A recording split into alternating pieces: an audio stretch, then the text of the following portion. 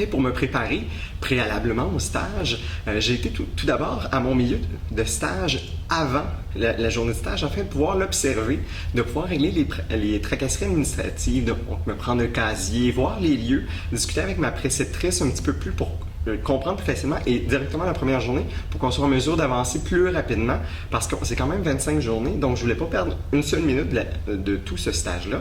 Ce que j'ai fait aussi, j'ai demandé le cahier d'orientation. Ma préceptrice me l'a gentiment donné, je l'ai lu à la maison et j'étais capable de comprendre vraiment les protocoles et aussi qu'est-ce qu'on enseignait aux infirmières et aux nouveaux membres du personnel infirmier, afin de vraiment comprendre qu'est-ce que je pourrais leur apporter en tant qu'infirmier clinicien.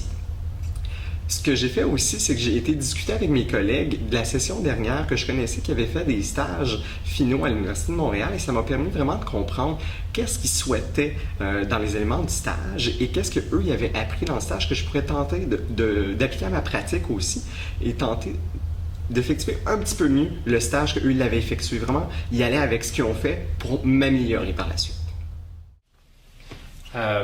Moi, pour me préparer à mon stage, j'ai fait beaucoup de lectures sur les formations à donner d'un membre du personnel à un autre. C'est quelque chose qu'on ne voit pas vraiment dans le baccalauréat. On voit beaucoup comment faire de l'enseignement pour les patients, comment adapter son langage, comment poser des questions pour s'assurer de la compréhension.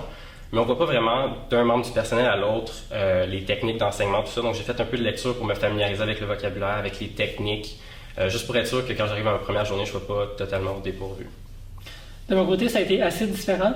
Les milieux cliniques dans lesquels je travaillais, c'était essentiellement du mère enfant et de la pédiatrie, soit des domaines où je n'étais aucunement familier, que j'avais l'impression que je connaissais rien. Donc, j'ai repassé mon Hockenberry au complet avant de commencer pour savoir de quoi je parlais, parce que je me sentais mal de donner des formations sur des sujets que je ne maîtrisais pas encore parfaitement.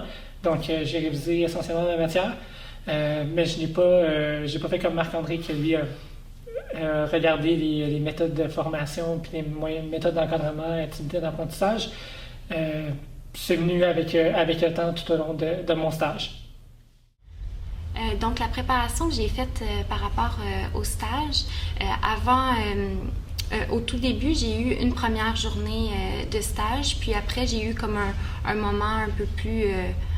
j'ai eu le temps, dans le fond, de faire des recherches, puis ma préceptrice aussi, dès la première journée, m'avait remis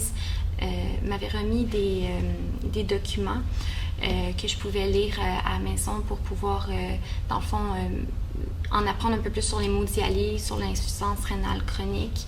Même si on en avait appris un peu en classe, il y a quand même beaucoup d'éléments que je connaissais pas. Donc aussi pour me préparer, dans le fond, les surveillances à faire durant les traitements. Donc ça m'a beaucoup aidé à me préparer. Puis dans le fond, vu qu'on avait la recension des écrits aussi à faire, j'ai pu commencer tout de suite. Moi, j'ai commencé dès le début pour pouvoir avoir des interventions puis aussi avoir un peu plus d'informations sur la clientèle spécifique.